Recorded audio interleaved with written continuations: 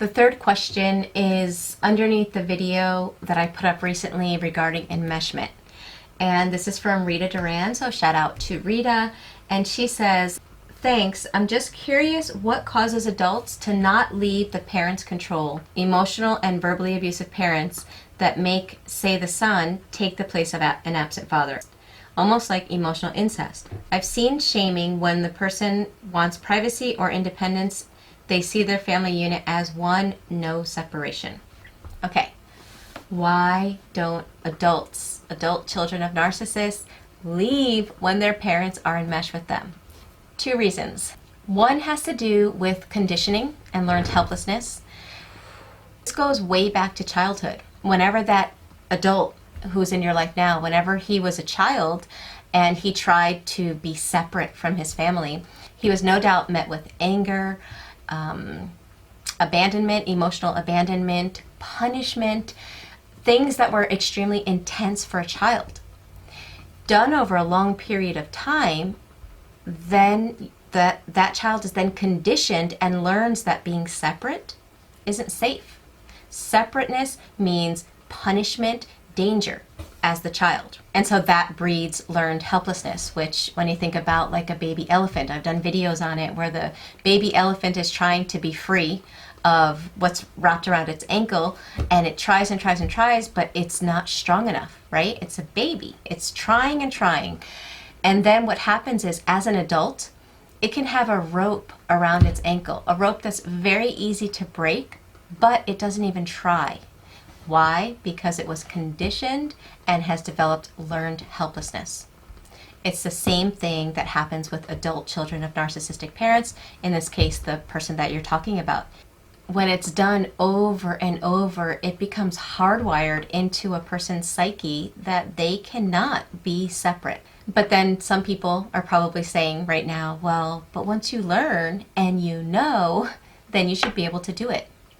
That leads me to the second reason why adult children have a hard time leaving the enmeshment and breaking free and moving forward. So combined with the conditioning and the learned helplessness, they now have the term that was coined by complex PTSD author Pete Walker.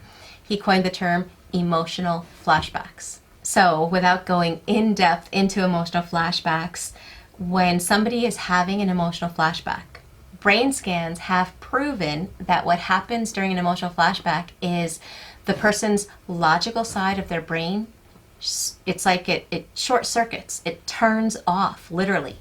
And the emotional side of the brain, where the fight or flight, your fear response is, that part of your brain is on fire. So with your emotional part of your brain on fire, your logical side off grid, it's not even there anymore. On top of that, in studying the brain, they've also learned that when you're in an emotional flashback, not only is your logical side turned off, but your brain confuses past and present, in the sense that who's showing up at the moment, in other words, in this case, the man in your life who's trying to show up and be separate from his parents, it's almost like who he was as a child is showing up at that moment when he's in an emotional flashback. His emotional state, when the conditioning and the trauma occurred, is what's happening when he's having that emotional flashback. When we learn and we see it in this sense and we break it apart like that, it's understandable why it's a challenge to change these behaviors. In order to change the behaviors, everyone has to do the inner work to break through complex PTSD. It doesn't just go away because you're older.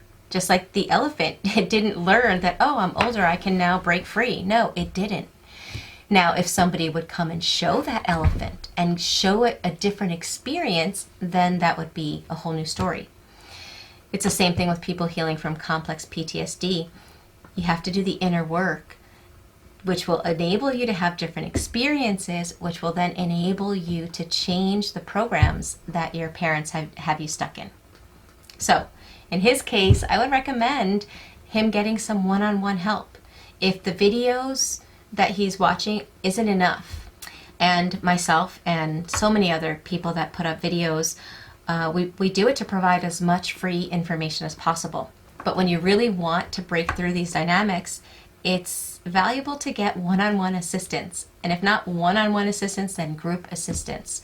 So maybe he can look for a program or a person that resonates with him, and he can get the help that he needs.